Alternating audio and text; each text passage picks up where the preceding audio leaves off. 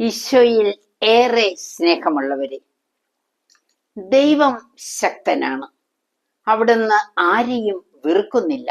ശക്തിയിലും ജ്ഞാനത്തിലും അവിടുന്ന് പ്രഗത്ഭൻ തന്നെ.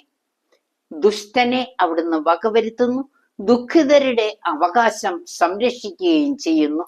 ജോബിന്റെ പുസ്തകം 35-ാം അധ്യായത്തില് 5-ാം തിരുവചനം. വിശുദ്ധ അന്തോനീസിന്റെ ജീവിതത്തിലേക്ക് ഒന്ന് കടന്നെയല്ല. പോർച്ചുഗലിലാണ് ജനനം. എന്നാൽ വടക്കേ ഇറ്റലിയിലെ പാതുവായിലാണ് അദ്ദേഹം പ്രവർത്തിച്ചത്. അന്ന് ദരിദ്രരെ പിഴിഞ്ഞെടുക്കുന്ന ഒരു കാലഘട്ടമായിരുന്നു. ഒരു സമ്പന്നവർഗം വളർന്നു വന്നു. ഇതിനെതിരെ ശബ്ദമുയർത്തിക്കൊണ്ട് വിശുദ്ധ അന്തോനീസ് ഗവൺമെന്റിൽ പോലും സ്വാധീനം ചെലുത്തി. കടക്കാരനെ അവൻ ദരിദ്രനാണെങ്കിൽ ജയിൽ അടയ്ക്കാൻ വയ്യ എന്നൊരു നിയമം ഗവൺമെന്റിനെ കൊണ്ട് പാസ്സാക്കിക്കാൻ വിശുദ്ധ അന്തോനീസിന് കഴിഞ്ഞു. പ്രിയപ്പെട്ടവരെ, സാമുവേലിന്റെ 1-ാം പുസ്തകം 17-ാം അധ്യായത്തില് വളരെ പ്രത്യേകതയുള്ളൊരു സംഭവം. ഇതാ, ശക്തനായ ഗോലിയാത്ത് ഇസ്രായേലിനെതിരെ വെല്ലുവിളിക്കുകയാണ്.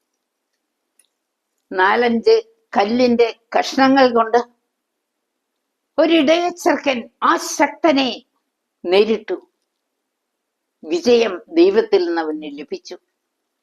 എവിടെ നിന്ന് ദാവീദിന് ശക്തി ലഭിച്ചു? ദൈവത്തിൽ നിന്ന് മാത്രം.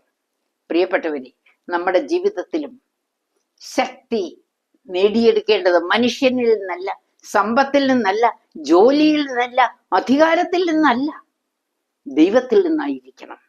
ഈ ശക്തി നമുക്ക് നേടിയെടുക്കാം പ്രാർത്ഥനയിലൂടെ, ത്യാഗപ്രവൃത്തികളിലൂടെ, വചന ധ്യാനത്തിലൂടെ. നമുക്ക് സമ്പന്നരാകണ്ടേ? ദൈവിക ശക്തി നിറഞ്ഞവരായി എല്ലാവരും മാറട്ടെ എന്ന് പ്രാർത്ഥിക്കുന്നു.